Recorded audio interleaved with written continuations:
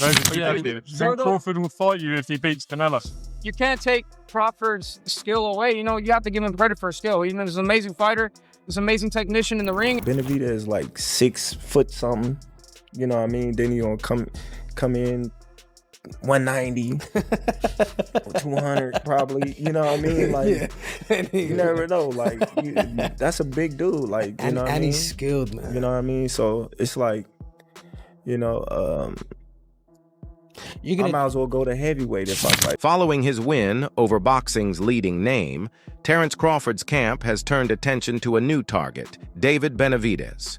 The very fighter who Canelo had reportedly stayed away from for years has now moved directly into Crawford's line of consideration. I think it's like 64. David Benavidez. Crawford will fight you if he beats Canelo.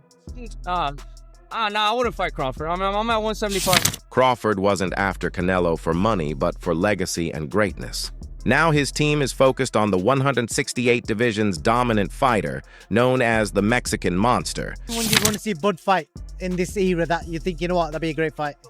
Well, I would say Benavidez, but he's too, you know, that weight class is too high for him. So, you know, where he's at now is great. If the fight happens, it would be at super middleweight, Benavidez's natural division. However, Crawford has already proven at 168 that he is not only surviving, but excelling. Yes, tomorrow, Terence Crawford versus the Mexican Monster, David Benavidez. I knew it was coming. He was the mandatory for Canelo. Oh my God. Relax. What's up? The scariest guy in the division. He's not in the division. He said he could still make 168 pounds. The reason why he went up because nobody wants. Against Canelo, Crawford appeared lightning quick, too elusive and precise, making Canelo miss repeatedly. That same speed and intelligence versus a larger, aggressive Benavidez could completely shake up boxing. Oh, Crawford and Benavidez. He said he wanted a Benavidez to make 168. We just talked to Womack and he was like, "Nah, we don't want to do that. We else, but I just think Benavidez. He's like what, 6'5", 6 something like that. He's a big dude, bro. Talking about Crawford and Benavidez, he mentioned he questioned whether Benavidez could still make the 168-pound limit, but dismissed the idea, saying it's not really something they want to pursue. He also noted Benavidez is a naturally big fighter, standing around 6'5" or close to it. After Crawford's major victory, Turki Alalshik appeared pleased and has now added fuel online, posting on X and asking if David Benavidez can still make 168 pounds, subtly hinting at a possible Crawford matchup. Posted on social media asking if David Benavidez is still capable of making it down to 168. Now, we're not sure if this little tease that Turki made was targeted as a hint for a future fight between Crawford and Benavidez or Canelo versus Benavidez. But the twist is that Benavidez doesn't seem eager to face Crawford, which sounds familiar. Canelo also initially dismissed Crawford, but when a massive $150 million offer appeared, it quickly became his biggest fight discussion. That's the influence of Turki Alalshik. When that level of money is involved, hesitation disappears fast. Fighters may talk about legacy, but 9-figure deals often turn reluctance into immediate willingness to negotiate and step into the ring. So like Bud needs a Benavidez. And then that would mean Benavidez would have to go into a different body and bring himself back down to 68 when he's already getting settled in at 175. That's just Turki trying to pull rank. Turki trying to show he got a golden arm. Right after the talk about Turki offering big money, Crawford opened up about Benavidez, giving a rare look into his mindset. He clearly respects him, but suggests he's like a heavyweight in disguise. Crawford even joked that taking him on would be like stepping up to fight heavyweights. You were at 168. When we think about anybody at 168 outside of Canelo, the first name that comes to anybody's mind is David Benavidez. What about the potential for a fight like that? Oh, like I said, man, that's a big dude. You know what I mean? He ain't even at 168. You know, when you look right not now, that 175, yeah. He probably can't even make 168 no more. And honestly, he's not wrong. Benavidez comes into the ring looking like he could overpower the cruiserweight division with ease. But the key point is that Crawford still trusts his advantage in speed, timing, and overall skill. That's his confidence. He acknowledges size and danger, but still believes he can win. He doesn't avoid challenges. Instead, he analyzes them like a chess match, which is exactly why fans respect him. When you look at these fights, you know, especially coming up, you gotta be realistic. You gotta, you know, say, all right, you know, how big is this dude really is? Because David Benavidez, he can fight his ass off.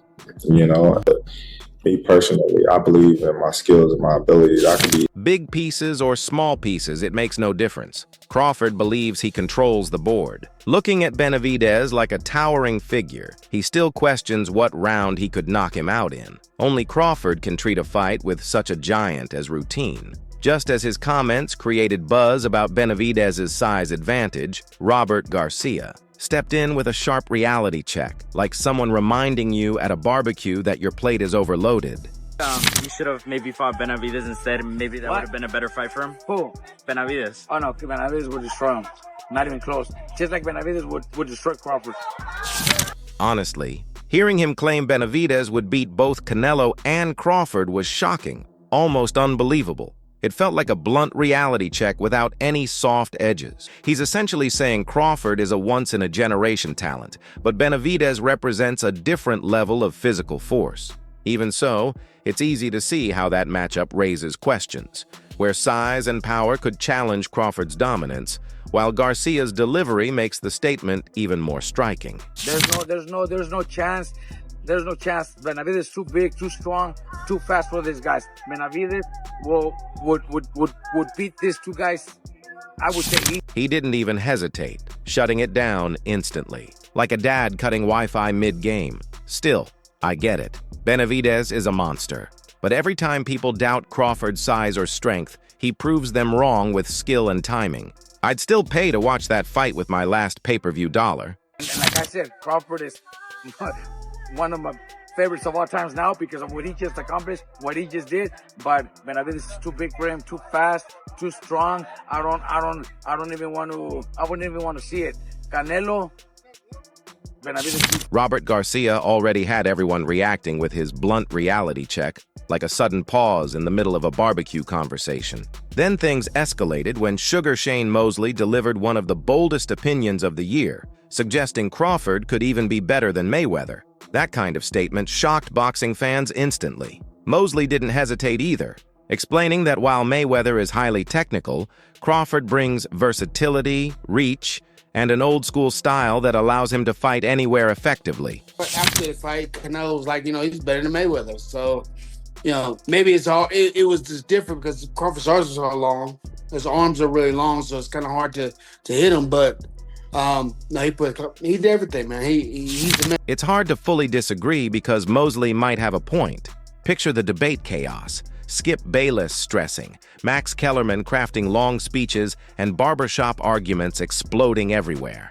This discussion clearly isn't ending soon. Mosley even casually mentions Canelo possibly retiring, suggesting he's done enough, could coach fighters, or even face Jake Paul for a huge payday. Canelo, do you think he should retire? Yeah, I mean, Canelo is more so into training, probably fighters and helping people.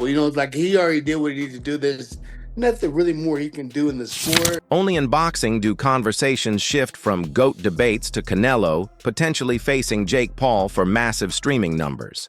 That's the wild appeal of the sport. History unfolding in real time. Crawford continues proving his uniqueness.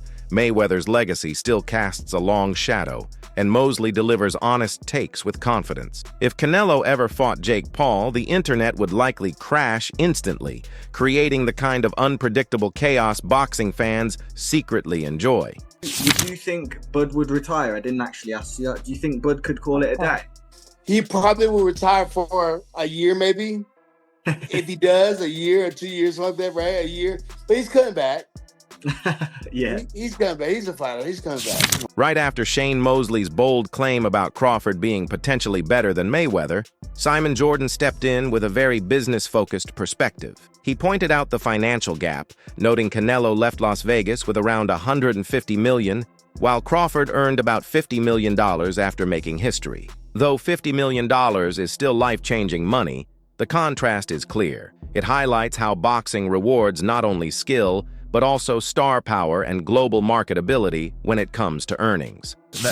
Saul Alvarez has been able to sell himself in such a way because of his personality, because of the nature of the relationship with the Mexican contingent, his relationship with the broadcasters, whereas Terence Crawford has travelled a little bit under the radar, always been seen. He doesn't have the biggest of personalities, so he can sell himself in that certain way. I understand Simon's frustration when he criticized the scoring and also took issue with Max Kellerman bringing up retirement immediately after Crawford's biggest victory. It felt premature, almost disrespectful, considering he had just secured a Hall of Fame level achievement. Asking about retirement right away is like questioning an athlete's future seconds after a record-breaking performance. Crawford's win is a defining moment in boxing, and instead of rushing past it, the focus should be on appreciating the significance of what just happened. The only thing I found controversial about it was the appalling scoring.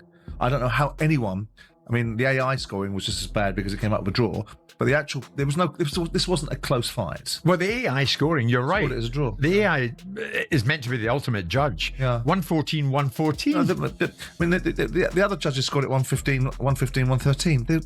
There was miles. Crawford has once again shifted the entire boxing landscape, and now the sport is full of speculation about what comes next. Will it be a fight with Benavidez, another legacy-defining matchup, or will he simply remain on top while others try to reach him? This era feels significant as he continues to reshape expectations in real time. Conversations around him are only intensifying, from Benavidez matchups to comparisons with Mayweather and discussions about Canelo's future. The sport is packed with storylines and debate. Now it's your turn to weigh in and share your thoughts on what should happen next in this evolving boxing era.